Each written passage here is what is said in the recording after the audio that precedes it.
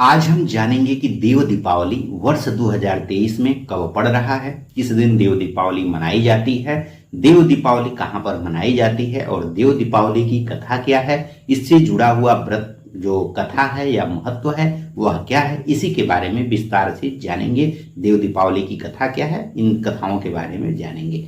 नमस्कार, मैं पंडित राजकुमार दुबे आप सभी का आपके चैनल में स्वागत करता हूं। तो आइए हम सबसे पहले जाने कि देव दीपावली कब जो है मनाया जाता है। तो जब भी कार्तिक का महीना हो, कार्तिक महीने के शुक्ल पक्ष में जो पूर्णिमा पड़ती है उसी पूर्णिमा को देव दीपावली मनाई जाती है। और जो दीपावली हम लोग मनाते हैं वह दीपावली कार्तिक मास के कृष्ण पक्ष में जो अमावस्या पड़ती है वह दीपावली, जैसे अयोध्या में जब श्री राम आए थे तो उस उपलक्ष्य में दीपावली मनाई जाती है। तो पूरे भारतवर्ष में वह दीपावली जो है वह कार्तिक मास के कृष्ण पक्ष की अमावस्या को मनाया जाता है और उसके ठीक 15 दिन बाद लगभग जो कार्तिक मास के शुक्ल पक्ष की जो अमावस्या होती है उस दिन जो है देव दीपावली, देवताओं की दीपावली मनाई जाती है। तो मनुष्यों की दिवाली जो है कार्तिक मास की अमावस्या को होता है और देवताओं की दीपावली, देव जिसे देव दिवाली कहते हैं, वह कार्तिक मास के शुक्ल पक्ष की पूर्णिमा को मनाया जाता है। और यह मुख्य रूप से, विशेष रूप से जो है वाराणसी में, उत्तर प्रदेश के वाराणसी में भगवान शिव की नगरी में मनाया जाता है।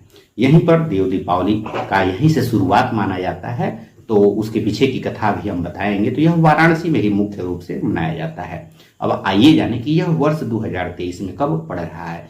तो जब भी कार्तिक के महीने के शुक्ल पक्ष की जो पूर्णिमा है, जब भी रात्रि में पड़ती है, शाम को सूर्यास्त के समय जिस दिन पड़ेगी उसी दिन, चूंकि शाम को ही दीप जलते हैं, तो जब भी शाम को रात्रि में, जब सूर्यास्त से लेकर के रात्रि में जब पूर्णिमा तिथि जिस दिन मिल जाती है उसी दिन देव दीपावली मनाई जाती है। तो इस वर्ष जो है, वर्ष 2023 में जो कार्तिक मास की जो पूर्णिमा है उस पूर्णिमा तिथि का प्रारंभ 26 नवंबर 2023 को शाम को जो है 3:53 से जो है इसका प्रारंभ हो रहा है। 26 नवंबर को आपका रविवार है। रविवार को जो है शाम को 3:53 से पूर्णिमा का प्रारंभ हो रहा है और शाम को 3:53 से प्रारंभ होकर के प्रदोष काल के समय, सूर्यास्त के समय आपकी पूर्णिमा तिथि रह रही है और पूरी रात रह रही है। और अगले दिन अर्थात 27 नवंबर को सोमवार है, इस दिन सुबह से लेकर के और दोपहर में 2:45 तक पूर्णिमा तिथि रह रही है।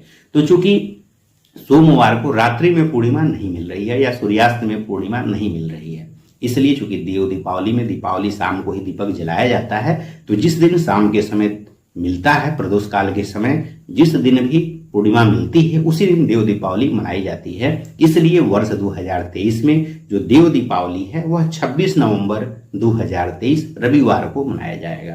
तो इस तरह से जो पूर्णिमा है, अगर उदया तिथि के अनुसार देखा जाए तो स्नान दान की जो पूर्णिमा है वह आपका सोमवार को आपका पड़ रहा है 27 नवंबर 2023 को।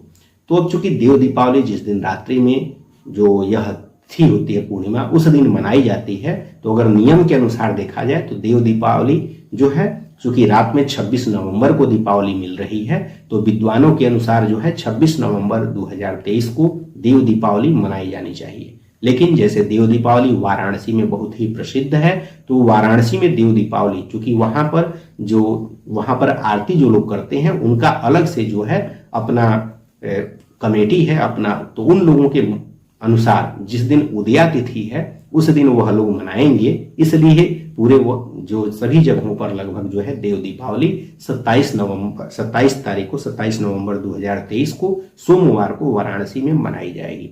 लेकिन जैसे जो मत है, जैसे रात्रि में जब जिस दिन पूर्णिमा हो उस दिन मनाई जानी चाहिए, तो विद्वत जनों के अनुसार जो है कार्तिक, यह जो देव दीपावली है वह 26 नवंबर 2023 को है, रविवार को ही। लेकिन वाराणसी में चूंकि इसे धूमधाम से मनाया जाता है और जिस दिन घाट पे मनाया जाएगा उसी दिन सब लोग मनाएंगे, तो घाट पे जो लोग, जहाँ आरती होती है, जो भव्य आरती होती है, उन लोगों की जो कमेटी है उनके अनुसार सोमवार को 27 नवंबर को यह देव दीपावली मनाई जाएगी। तो इसलिए आप अपनी सुविधा के अनुसार, जैसे नियम के अनुसार 26 को है लेकिन उनके अनुसार 27 को है, तो आप लोग जो है तब दोनों दिन दिवाली इस दिन मना सकते हैं। इस दिन अपने दरवाजों पर अवश्य ही जो है दीपक जरूर रखिए और जो दीपदान होता है हमने आगे बताया हुआ है, उन दीपदानों को अवश्य ही करिएगा।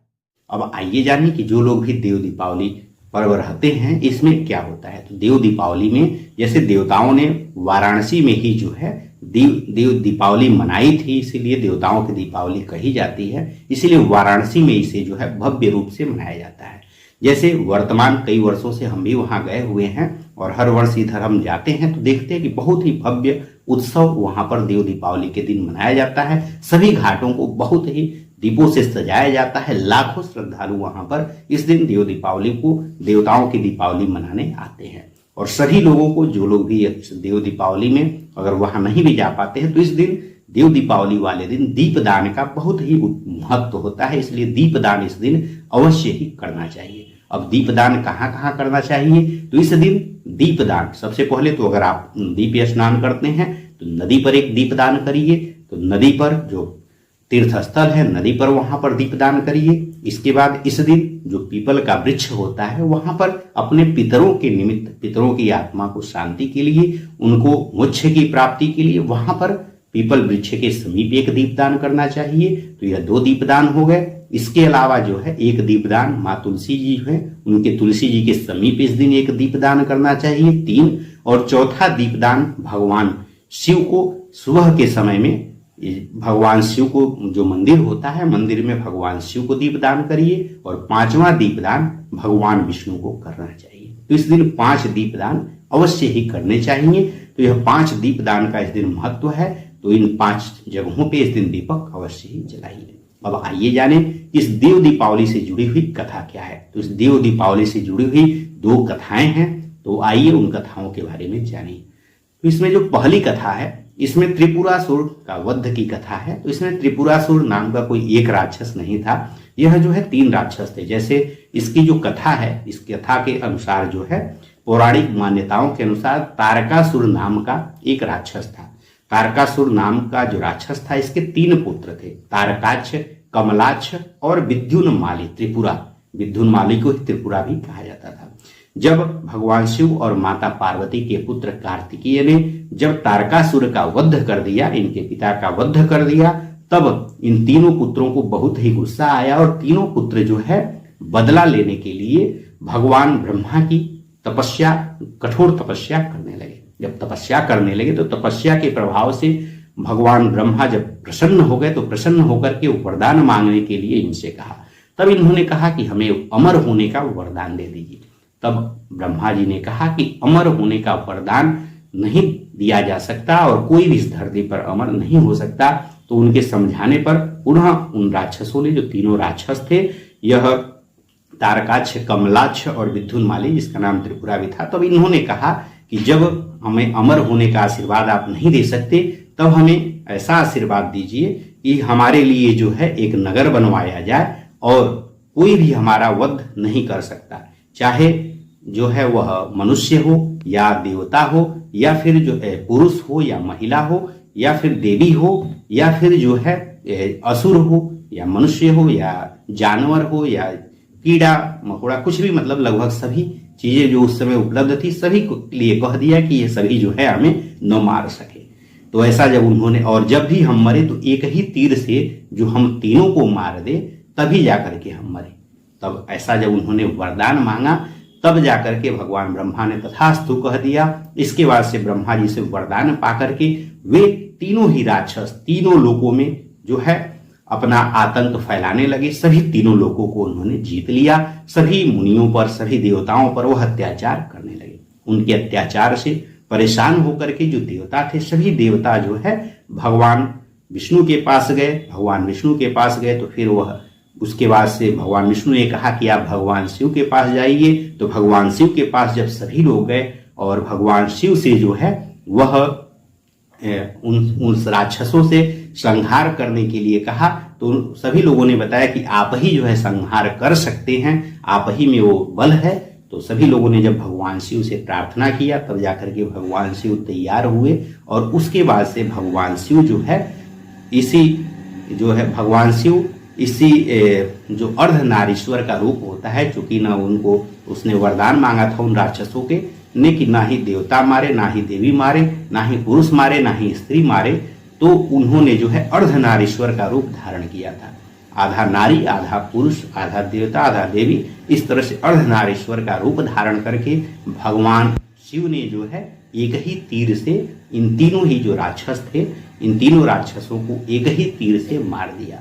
एक ही तीर से मारने के कारण जो भगवान शिव थे इसके बाद से जो है त्रिपुरारी कहलाने लगे। एक ही तीर से मारने के कारण इन्हें जो है त्रिपुरारी के नाम से जाना गया और तब से इनका एक नाम त्रिपुरारी पड़ा।